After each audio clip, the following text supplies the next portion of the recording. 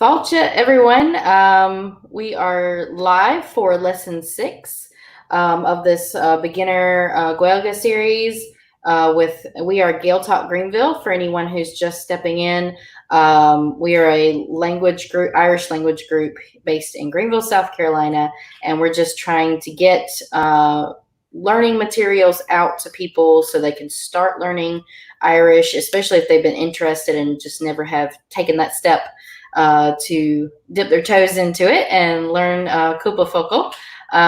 But we're trying to do this beginner series based on Comhrá, or conversations. So we're going by a real conversation or something that you would hear in real life, and then working off that for the Focloir, which is the vocabulary, and the Pointí Gramadaí, which is the grammar points. So some of you may be familiar with this structure if you've used other podcasts and things to learn a language, but so far this seems to be fairly doable for a lot of people. So and also for anyone new, it's Mrs. Cheryl. I'm Cheryl, and I'll let, that way. Sorry, go ahead. It's Michelle Leah. So, all right, so let's get started. We'll go ahead and move on to the Comhrá. Hello, everybody watching. See some comments popping up. Gaeilge. Let's see. We will go ahead and move to this screen. And all right. So on Comhrá Unlay, the conversation of the day, Tig is getting ready to head back to North Carolina, and he fills Clodagh in on his new contact info. So we find out a little bit about how Tig and Clodagh keep in touch with each other, and find out how to ask for and give contact info, and some vocabulary around that. So let's take a look. The conversation goes on for quite a while, but it's very basic, repetitive words and formulas, questions. It uses a lot of the same words. So hopefully that those iterations of those words will really help them stick in your mind. All right. So let's see. I can read Tig. Okay. That should be fine. And I'll read Clodagh. So let's go ahead and, sorry, I have a Klingon. All right. He won't leave me alone, so I guess he's gonna sit up here. All right, so I'll start off. You start off with Tig, and then I'll pick up with Clodagh. All right. Tá isagam go bhfuil tú mo chara Facebook. Ach, an bhfuil muir fón agat, ba cheola nó Maria fust. Neil Rudy sin agam. Tá pí popper agus pean agam. Dus cada diver fón. A hocht, a dó a hocht, a cuig a hen a trí, a né a seacht a náid a sé. Agus tá cheola. Tá mo cheola iver a cahar, shrád na haglaise, Arasán a trí, Charlotte, Carolina huig, a dó a hocht a hen a náid a cuig. Ceir agus cad faoi dóirí fust. Tá Maria fust, Tig a né a trí ag gmail.com. Gorf maggot. Seo dút miolas tagvala freshen. All right. So as you can see, this is Tig giving his other contact info to Clodagh. He mentions Facebook here, so they obviously communicate via Facebook, but they don't have the other info for each other, so that'll be interesting. All right, so let's go look at the Focloir. So 1 second while I switch over to that. All right, so I think we'll try it flip-flopped. Leah, if you want to read the words Gaeilge, and then I'll read them Asperla. And then we'll go from there. I may give a little bit of explanation for some of them that might be more idiomatic or something like that. So, okay, so to start, tá isagam. I know, literally, its knowledge is at me, or I have its knowledge. If you remember, tá something agam means you have it; it's at you, so you have its knowledge.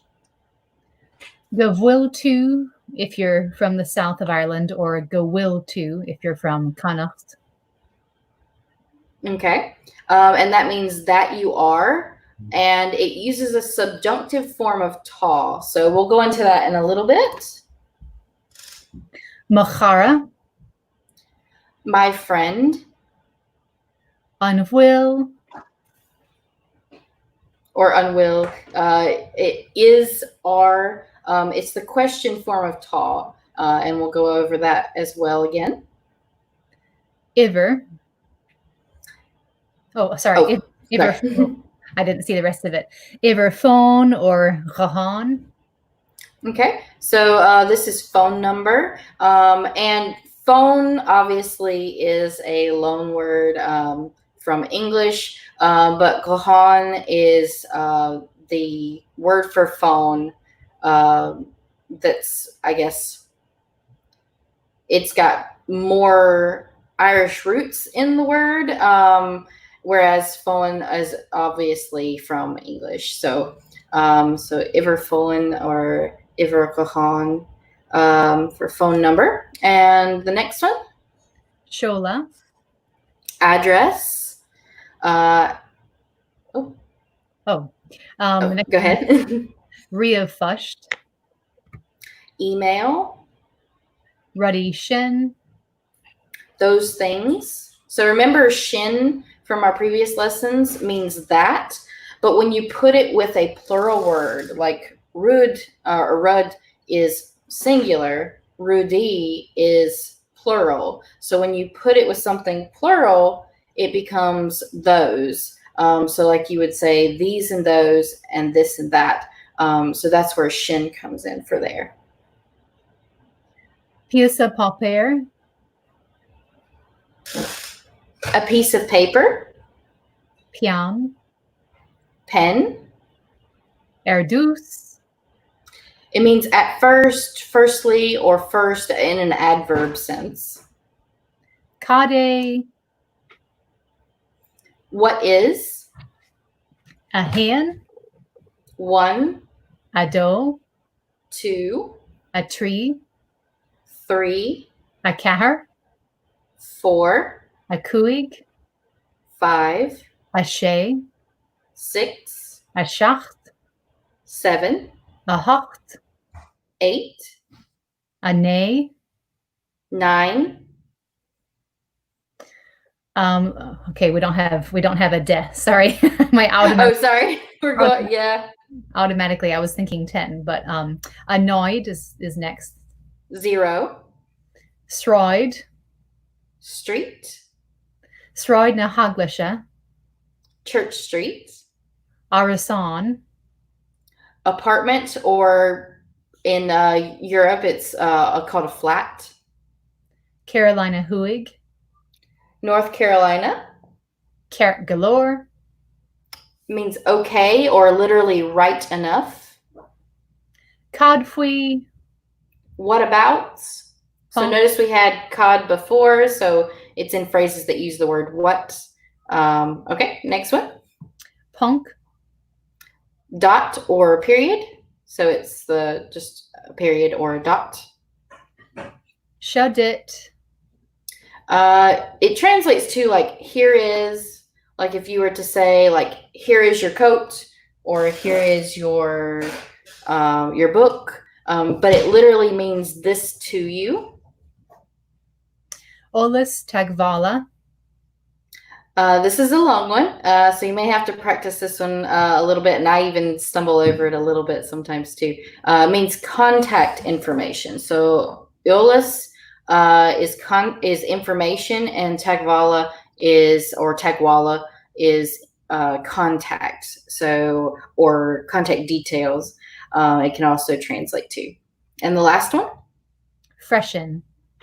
Means also or to. And we've had that one a couple times before. I just wanted to go ahead and put it in here again, just because you hear this one a lot, and a lot of people put it on the ends of sentences, just to throw another word in there or to agree with someone else. All right, so very good. Let's go ahead and break down the Comhrá like we usually do. Leah, if you can read a chunk or a bit of it at a time, and I'll translate it to English, and we'll go through that. All right, so Taig begins with Tá is agam go bhfuil tú mar chara ar Facebook. I know that you are my friend on Facebook. Ach, an bhfuil muir phone agat? But do you have my phone number? Má cheola nó Maria fust? My address or my email? Níl rudí sin agam. No, I don't have those things. Tá pías a papéir agus pean agam. I have a piece of paper and a pen. Dús, cad é dir phone? First, what is your phone number? A hocht a dó a hocht. 828 A cuaig a héan a trí. 513 A né a seacht a náid a sé. 9706. Agus de cheola? And your address? Tá má cheola iver a cethair? My address is number 4 Sráid na Haglaise. Church Street, Árasán a trí. apartment number 3, Charlotte, Carolina Huig. Charlotte, North Carolina, A dó a hocht a héan a náid a cuaig. 28105. And these are, just as a disclaimer, these are completely made up. Please don't mail something to this address or call that number. It's completely made up. I have no idea who might actually have those numbers, but or if they're even real. But they're completely made up. All right, and the next one. We should check to see if there is a Port Street in Charlotte at that zip code. I know. I have no idea. Cart galore. Okay. Agus cad faoi dá riamh fust. And what about your email? Tá Maria fust taig a né a trí ag gmail.com. My email is tig93@gmail.com. Gur mahagat. Thank you. Seo dit nólis tagvala freshen. Here's my contact information too. All right. So hopefully seeing all of or hearing it at first and then going through the vocab like we usually do, and then going back and translating it as we go, you can start to put the vocab with the meanings in context. But let's go ahead and look at our Pointí Gramadaí. So let me switch over to that.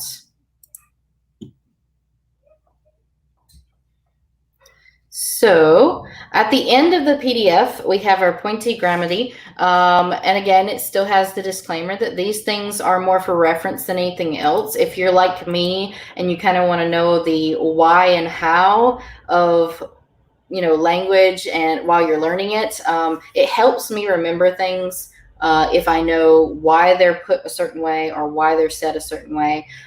Some people, they don't want that, and that's fine. And you can just remember the phrases in the folklore. That's fine too. But for a lot of people, knowing the why is very helpful. So let's take a look at the first one.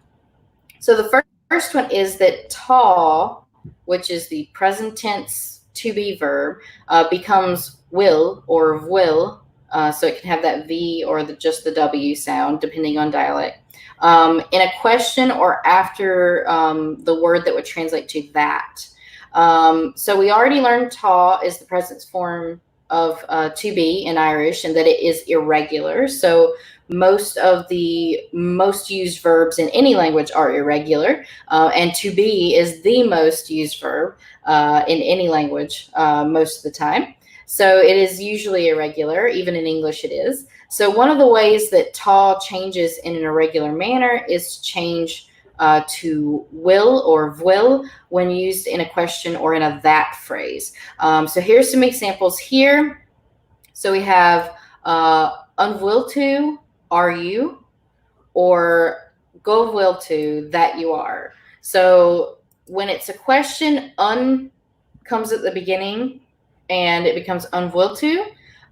So are you, and that's it's in the same order that it would be in English. But again, the verb comes first, even in regular sentence order when it's not a question, when it's a declaration. So in a phrase where g translates to that. So gov will is like that is or that are, and to is you, singular. So that you are.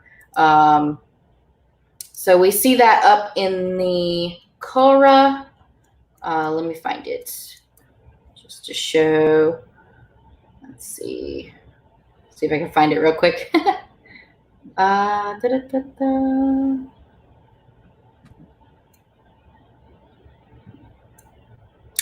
Here it is.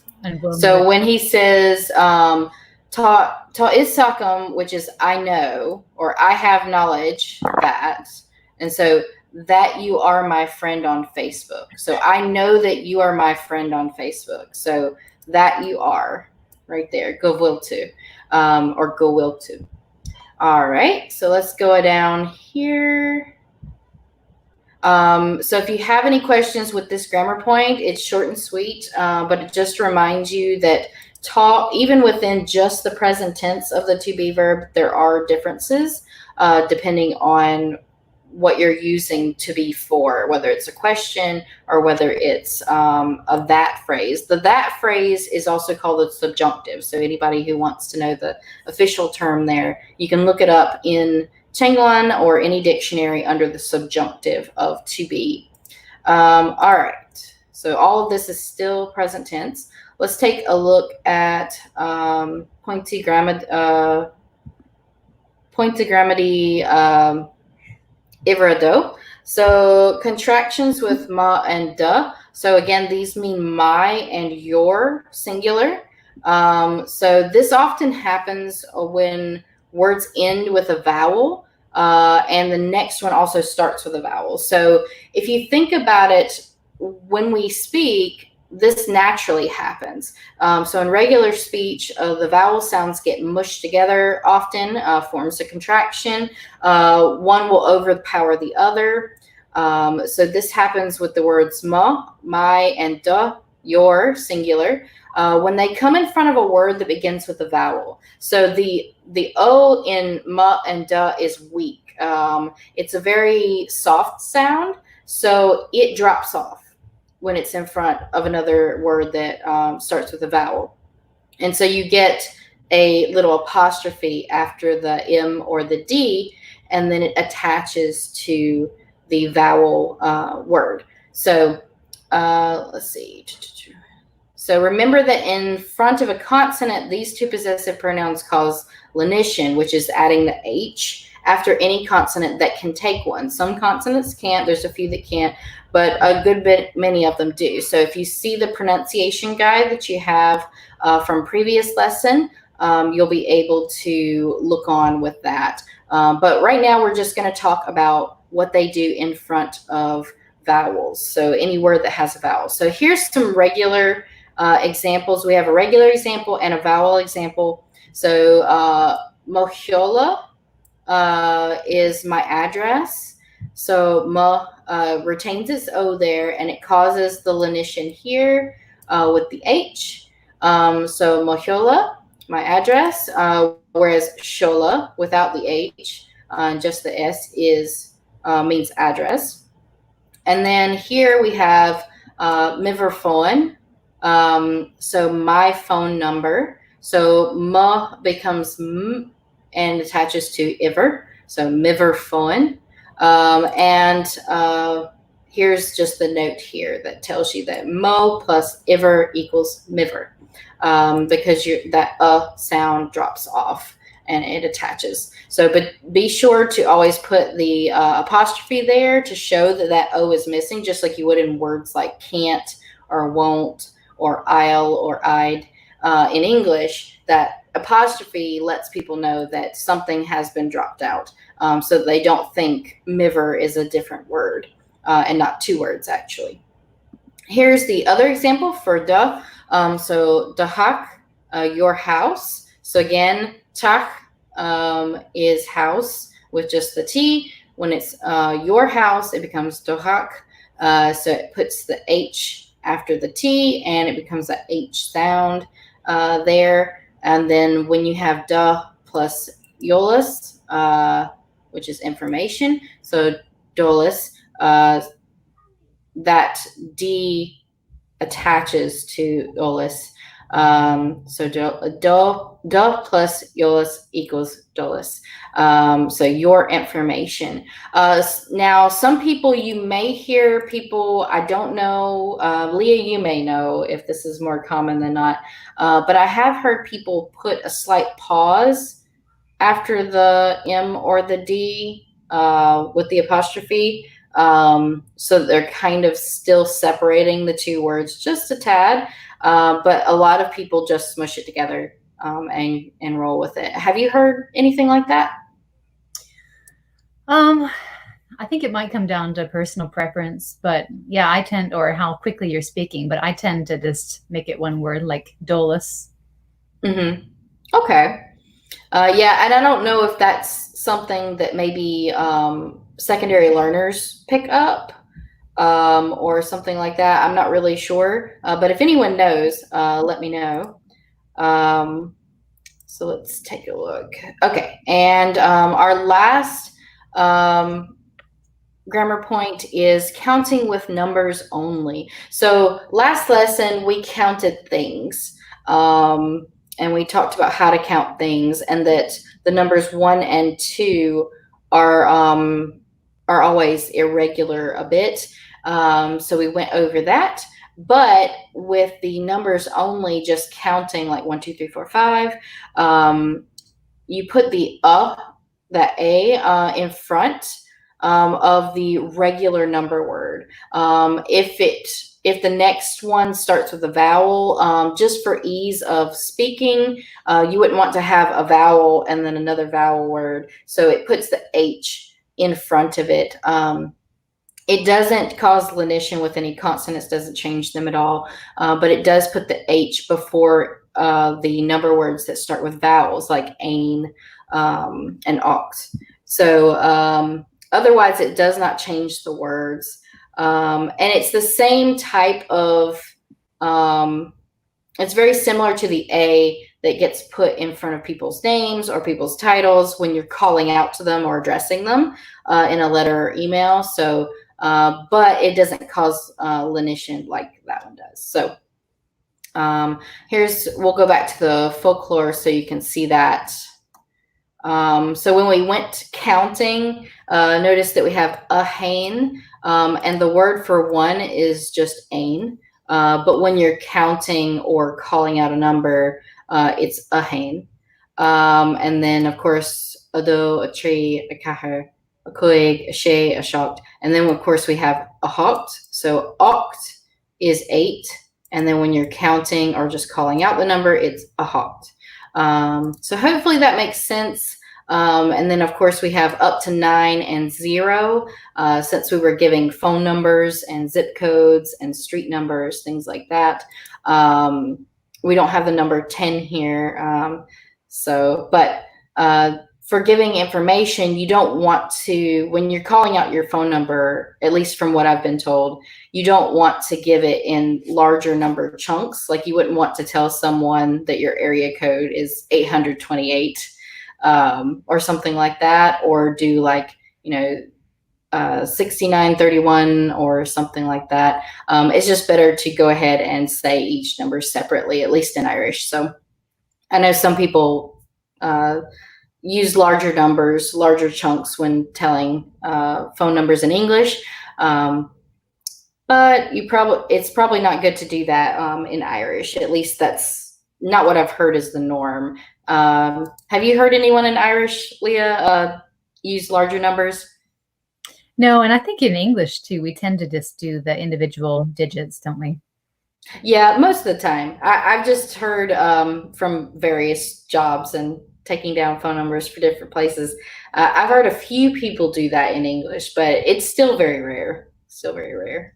All right. So we didn't have that much with the grammar points this time. So I wanted to your PDF also has the links to Chenglon.ie and aber.tcd.ie. These two links help with pronunciation, vocab, looking up words, very good resources. You can also try terma.ie. So let me go ahead. I'll go ahead and put that one in.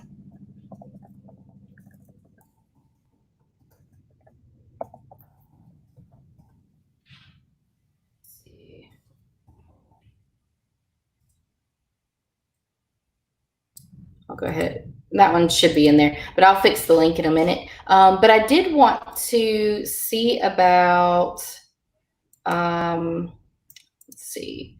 I did want to go ahead and talk about two resources that I was able to find, just to share some extra resources. So let me talk about this one for a second. So some of you may be familiar with italki. And if you don't, then you might as well take a look at it. Again, we're not sponsored by any of these places, but we just like sharing really good resources. I experimented with italki over the summer, and italki is a place where you can find licensed teachers as well as native speakers to help with pronunciation, conversation, being able to having someone to just, converse with if you don't have many people in that your target language to converse with. So I used it for Irish. There are a few teachers and tutors on there for Irish, and found a really good one over this summer. Unfortunately, I won't be able to continue with her because she's very busy during the rest of the year, but if anyone wants to go on there and find any that are available, it's very cheap. You pay by the lesson, so you basically pay a small fee for that person's time to have a one-on-one tutoring session with you, which I think is great.